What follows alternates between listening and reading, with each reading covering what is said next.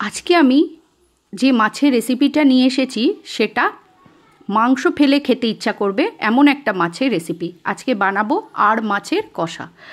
আর এই মাছের কষাটা বানাতে এত সহজ একটা রেসিপি তোমাদের সঙ্গে শেয়ার করছি, যারা রান্না জানে না তারাও খুব সহজেই এই মাছটা বানিয়ে নিতে পারবে। এ দেখো আমি এখানে মাছগুলো নিয়েছি, আর হাতে সেদিনকে মাছ ভাজতে গিয়ে তেল ছিটে কিভাবে পুড়ে গেছে। আমি মাছগুলোকে ভালো করে ধুয়ে নিয়েছি, নিয়ে এইবার এইটাকে একটা বাটিতে নিয়ে নিলাম। নিয়ে এবার এর মধ্যে দিয়ে দেবো পরিমাণ মতো নুন। আমি যে পরিমাণে মাছ নিয়েছি তার সঙ্গে 2 চামচ নুন নিয়েছি, 2 চামচ হলুদ, 2 চামচ জিরে গুঁড়ো, আর 2 চামচ মতো লাল লঙ্কার গুঁড়ো, আর 2 চামচ ধনে গুঁড়ো এই ব্যবহার করেছি। আর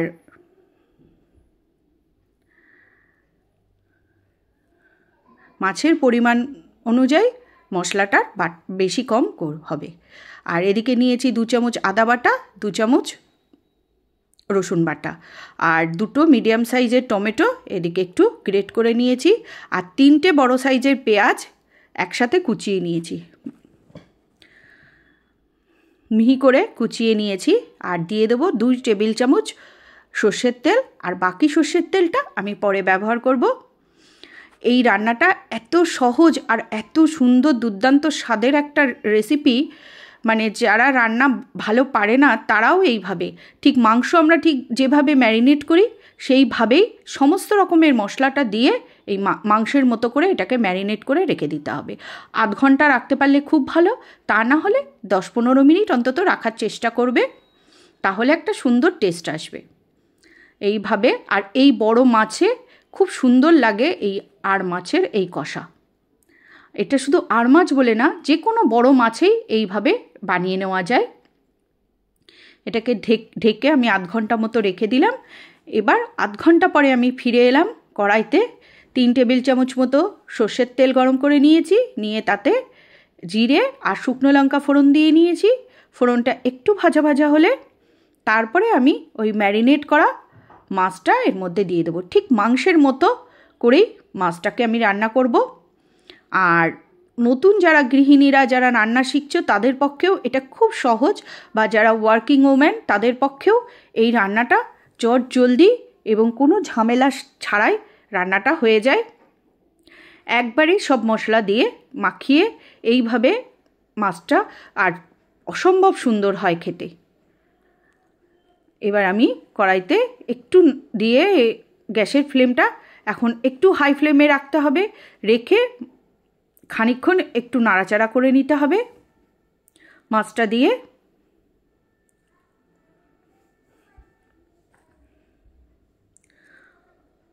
এই যে এইভাবে নাড়াচাড়া করে খানিকক্ষণ একটু নাড়াচাড়া করে তারপরে গ্যাসের ফ্লেমটা কমিয়ে দিতে হবে।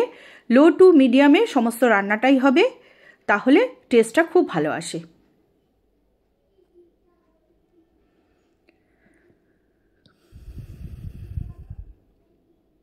আর এখন শীতকাল আসছে, এই সময়টা আর মাছ খুব ভালো ভালো আর মাছ পাওয়া যায়। এখন সারা বছরই পাওয়া যায়, কিন্তু শীতকালে না আর মাছ, বোয়াল মাছ এইসব মাছের টেস্ট কিন্তু খুব ভালো আসে। যেরকম বর্ষাকালে ইলিশ মাছ একটা টেস্ট আলাদা, শীতকালে ইলিশ মাছের অত সুন্দর টেস্ট থাকে না, সেরকমই আর মাছ, বোয়াল মাছ এগুলো শীতকালেই কিন্তু এদের টেস্টটা খুব ভালো আসে। এবার আমি ঢেকে রেখেছিলাম মিনিট 5-7 মতো, ঢেকে রেখে আবার এটাকে একটু উল্টিয়ে পাল্টিয়ে দেবো, কেননা নিচে যাতে লেগে না যায় সেইটাই খেয়াল রাখতে হবে।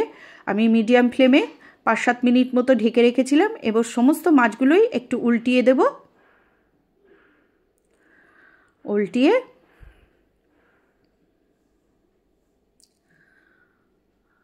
এই যে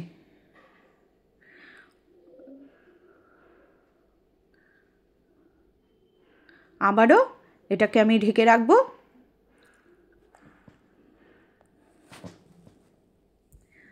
এই যে এটা নাড়িয়ে আবারও আমি মিনিট 5-7 মতো এটাকে ঢেকে রেখেছি।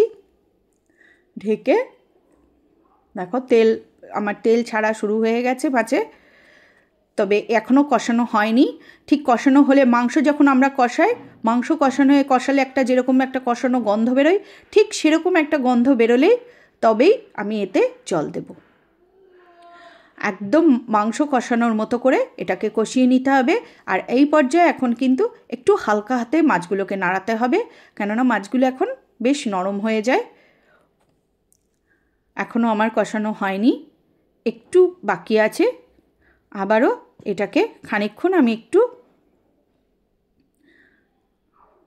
ঢেকে রাখবো, ঢেকে আর একটু রান্না হতে দেবো। একদম লো ফ্লেমে আমি খানিকক্ষণ ঢেকে রেখেছিলাম, ঢেকে এটাকে আর একটু কষিয়ে নিয়েছি। দেখো এই পর্যায়ে আমার কষানোটা প্রায় হয়ে এসেছে।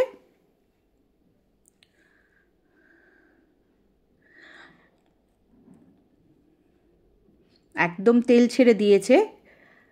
আর কষানোটা ঠিক বুঝতে পারবে যখন মাংস কষানো হলে আমরা যেরকম বুঝতে পারি যে কষানো হয়ে গেছে, কষা একটা গন্ধ বেরোচ্ছে, ঠিক সেরকম যখন হবে সেই পর্যায়ে এসেই এতে জল দিতে হবে।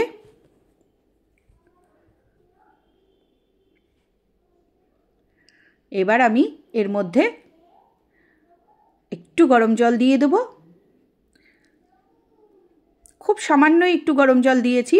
দিয়ে আর এই গ্রেভিটা একদম মাংসের মতোই যেহেতু করছি, একদম মাংসের মতোই শুকনো একটা কষা গ্রেভি হবে। আর মাছের কষা এটাই, জল বেশি থাকবে না, সেই জন্য এই জলটা দেওয়া যাতে। আর একটু সময় পেঁয়াজ রসুন যেগুলো আমি ব্যবহার করেছি সেটা যাতে একদম মাখো মাখো হয়ে যায়, সেই জন্য জলটা দিয়েছি। দিয়ে একটু নাড়াচাড়া করে